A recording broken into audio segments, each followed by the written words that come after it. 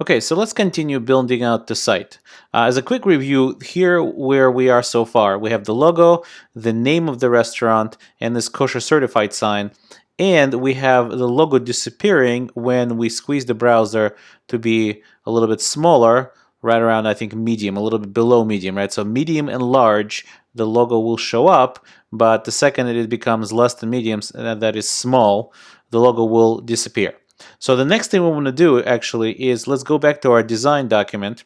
And before we start coding the menu buttons that will show up in the header, these menu, about, awards, and so on, let's go ahead and try to take care of the mobile view of our site where those menu items will not be there and they'll be collapsed. And what will be here is this button right here that will let us open up the navigation and choose one of the menu items. And the reason I want to jump straight to this is because our navbar header kind of includes everything that will be in the mobile view. So I want to kind of take care of it right now. Since we already took care of these couple of things, I want to take care of this as well, so that we'll be on our way.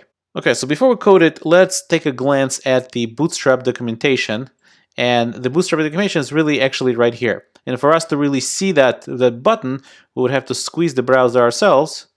Let's squeeze about here, and let's kind of refresh it again to go to menu, or to the navbar. And when we scroll down, we'll see that's the same example, and all those menu items are now below. And when you click, they kind of show up. And here's the code. It shows you the code in order to achieve that same effect. So we're going to go ahead and do that in our own code. Let's put the browser back to the max, and we'll refresh that here. We already have our browser sync started.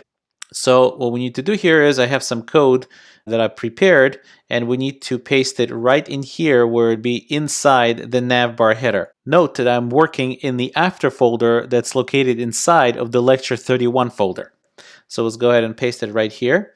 And here's that same code. This is the same code you saw on that website, on the Bootstrap documentation website. So let me go over what we're looking at right now. The first thing is the class navbar toggle, and that is the class that is actually controlling the positioning of this whole button. And if actually we go ahead and let's copy that real quick. Let's look at it in our Bootstrap itself. Let's go search for it over here. Okay, so you see navbar toggle, and you see that the position is relative and it's floating to the right. But if we keep looking for, oops, I messed that up.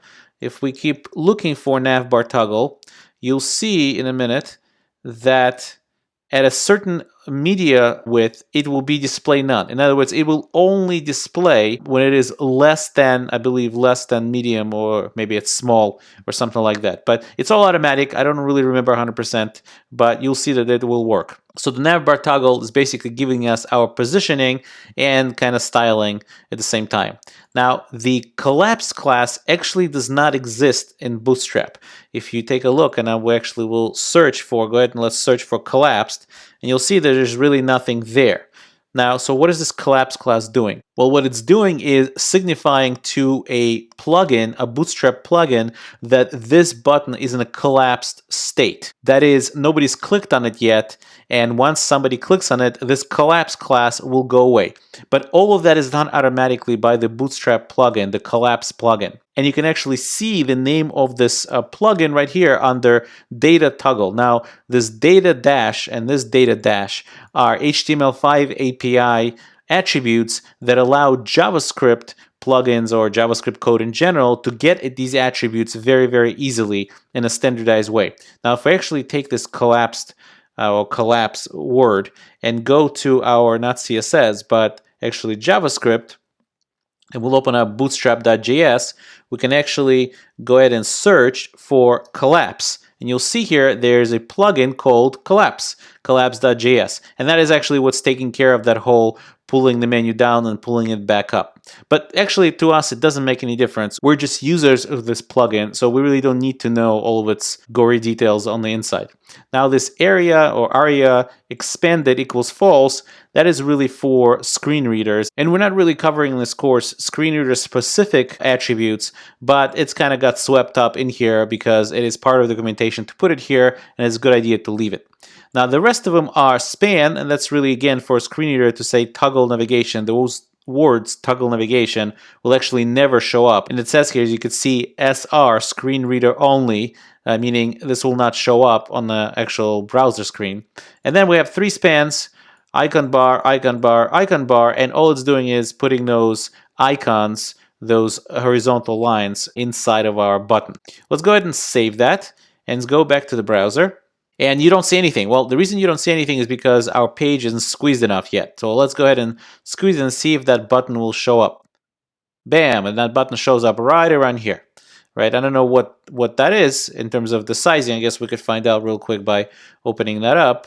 So it's around 700 something pixel, 768, 767 that this button show up. Now if you see it's the hover works, but if you click it, nothing's actually going on yet.